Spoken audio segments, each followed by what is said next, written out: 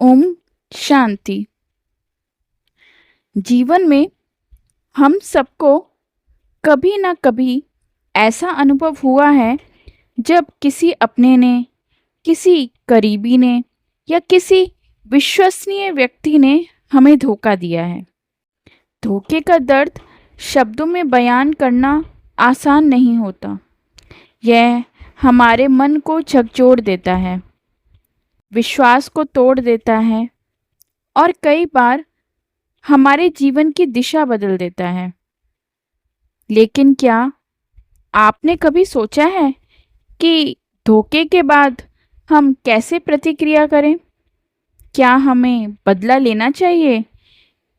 क्या हमें रोते रहना चाहिए? या फिर क्या हम इस अनुभव को आत्मशक्ति में बदल सकते हैं? धोखा क्यों लगता है?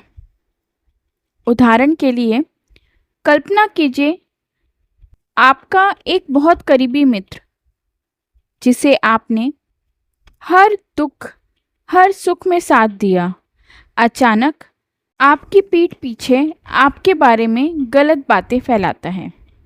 दर्द सिर्फ इस बात से नहीं होता कि उसने गलत कहा, दर्द इस बात से होता है कि वो था जिसे आप अपना मानते थे।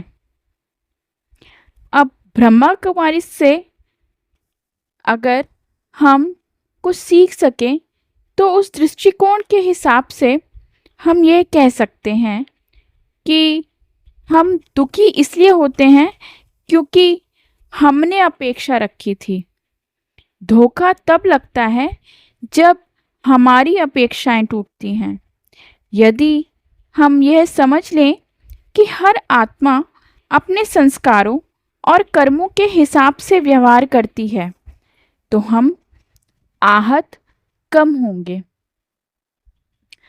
आप चाहें तो इसका एक अभ्यास भी कर सकते हैं।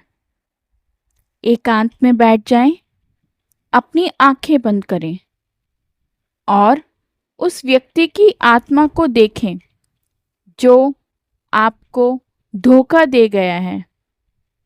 महसूस करें कि उसका व्यवहार उसके संस्कारों का परिणाम है, ना कि आपकी योग्यता का।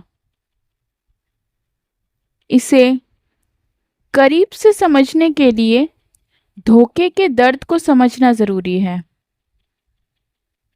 जब भी हमें कोई धोखा देता है, उस वक्त पहले हमें झटका लगता है, फिर क्रोध आता है और अंत में उदासी या निराशा।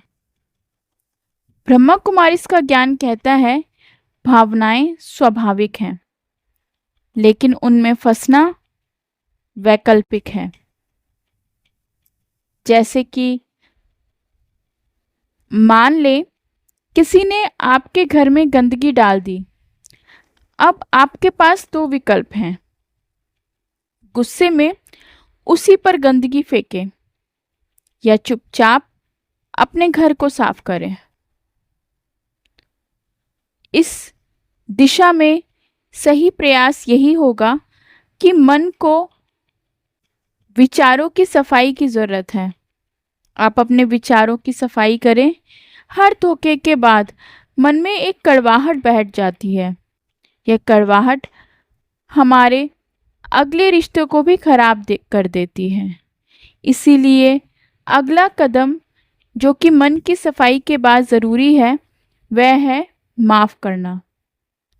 माफ़ करना दूसरे के लिए नहीं, खुद के लिए ज़रूरी है। जब तक हम माफ़ नहीं करते, हम उस घटना से बंधे रहते हैं। माफ़ करना मतलब भूल जाना नहीं, माफ़ करना मतलब उस बोझ को मन से उतार देना है। मान लीजिए आपके हाथ में भारी पत्थर है, आप उसे पकड़े हुए चल रहे हैं, खाना खा रहे हैं, सो रहे हैं, थकान होगी ना। माफ़ करना उस पत्थर को नीचे रख देने जैसा है। आप चाहें तो इसके लिए एक छोटा अभ्यास भी कर सकते हैं।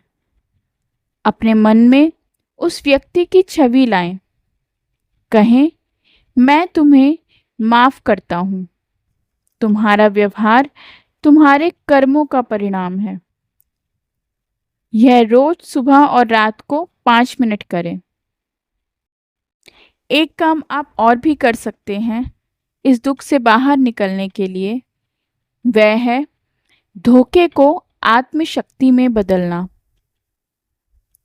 हर धोखा हमें सिखाता है कि हम कहाँ ज़्यादा भरोसा कर रहे थे और कहाँ हमें सीमा बनानी चाहिए थी। ब्रह्मा कुमारीज में हमें सिखाया जाता है कि हर परिस्थिति जीवन में हमें कुछ ना कुछ सीख अवश्य देती है।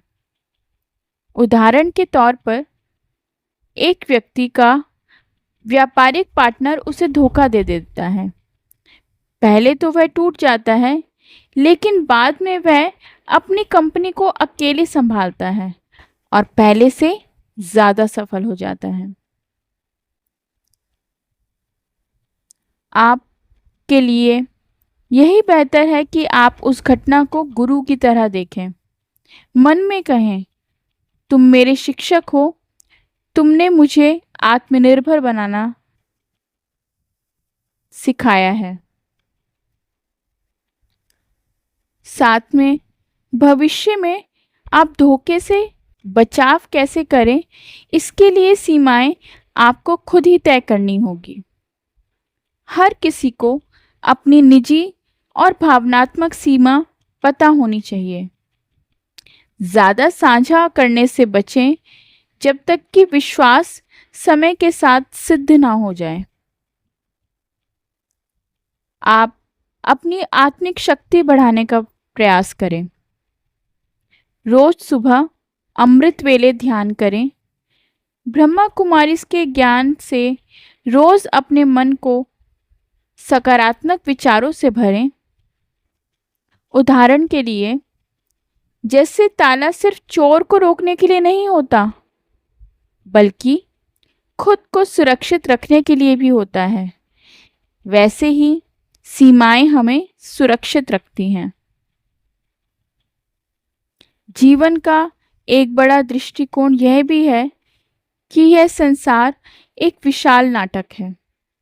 हर आत्मा अपना अपना रोल निभा रही है। जिसने धोखा दिया वह भी इस नाटक का पात्र है। अगर हम क्रोध और दुख में फंसे रहेंगे तो अपना अगला सीन खराब कर देंगे। किसी साधक की सच्ची घटना जिसने धोखे के बाद ब्रह्मा कुमारी ज्ञान से अपना जीवन बदल दिया और दूसरों के लिए प्रेरणा बन गया, यह एक ऐसा ज्ञान है जिससे हम यह समझ सकते हैं कि हमारे जीवन में कोई परिस्थिति एक समय के बाद दूसरे समय में बदल जाती है। बेहतर यही होगा कि हम अपने दुखों को साथ में ना लेके चलें और बार बार उस धोखे को याद करके खुद को दुखी ना बनाएं। धोखा एक अंत नहीं, बल्कि एक नई शुरुआत है, अगर हम उसे सही दृष्टि से देखें तो। माफ करना, छोड़ देना और आगे बढ़ना, यही सच्चा आध्यात्मिक बल है। ओम शांति।